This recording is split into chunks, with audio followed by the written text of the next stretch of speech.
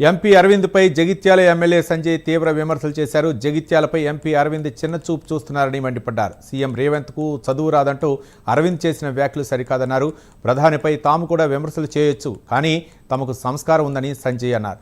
కులమతాల మధ్య చిచ్చుపెట్టి దేశాన్ని నడుపుతున్నారని విమర్శించారు. జగిత్యాల జిల్లాలో నవోదయ విద్యాలయం ఎందుకు కేటాయించలేదని ప్రశ్నించారు సంజయ్. విద్యాలయానికి అడ్డం పడ్డారని చెప్పి అరవింద్ గారు మాట్లాడడం అనేది పచ్చి అబద్ధం. నువ్వు పనుల కోసం పోయినావని చెప్పి ఇక మళ్ళీ రేపు ప్రెస్ మీట్ మొదలు పెట్టచ్చు. ఉన్నారు కదా, వాళ్ళు చెప్పారు కదా, చాలా తెలియగలవారు, చాలా సంతోషం, అందరికీ తెలివి ఉంటుంది, ఉండదని ఎవరు అంటాం. ఏది పడితే అది మాట్లాడచ్చు. దానికైనా ట్యాక్స్ ఉందా, ఏమైనా ఉందా?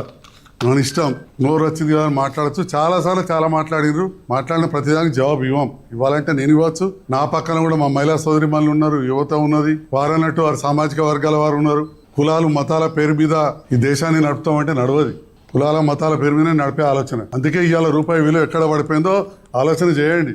మీరందరూ నా కింద 7 పనిచేస్తారు. కింద కాదు, మీరు పార్లమెంట్ సభ్యులు, మేము శాసనసభ్యులం, మీతో కలిసి పనిచేస్తాం. నాకు కింద అన్నారు, ఓకే, మీరు పెద్ద, మీరు ఏదైనా మాట్లాడతారు, మీరు ఆవేశపరులో లేకపోతే మీరు ఏదన్నా నడుతుంది అనుకుంటారో అది వారి ఇష్టం. వారి విజ్ఞతకు వదిలేస్తున్నా. వారు కించపరిచే విధంగా మాట్లాడిన విజ్ఞతకు వదిలేస్తాం, ఏకవచనంతో మాట్లాడిన విజ్ఞత వదిలేస్తాం. మీ ముఖ్యమంత్రికి చదువు రాదు, నాకు చదువు బాగుతుందని మాట్లాడారు, వారి విజ్ఞత వదిలేస్తాం.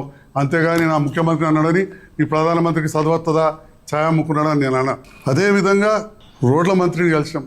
నేను మరి గౌరవ ఎంపీ గారికి రాతపూర్వకంగా వినియోగించుకున్నాను. అనంతరం కాడ బ్రిడ్జ్, జాతీయ రహదారి ఇబ్బంది అవుతుంది, బ్రిడ్జ్ మంజూరు చేయమని అడిగిన. గౌరవ ఎంపీ గారు కూడా లెటర్ పెట్టారు. అధికారులు తిరస్కరించారు. బైపాస్ రోడ్ అవుతుంది అయినాక, అది బైపాస్ రోడ్ అని అడగాలి. మనకు తెలియదా జాతీయ రహదారి కరీంనగర్దే దిక్కు దివడం లేదు, కరీంనగర్దే దిక్కు దివడం లేదు. కేంద్రీయ విద్యాలయానికి అడ్డం పడ్డారని చెప్పి అరవింద్ గారు మాట్లాడడం అనేది పచ్చి అబద్ధం.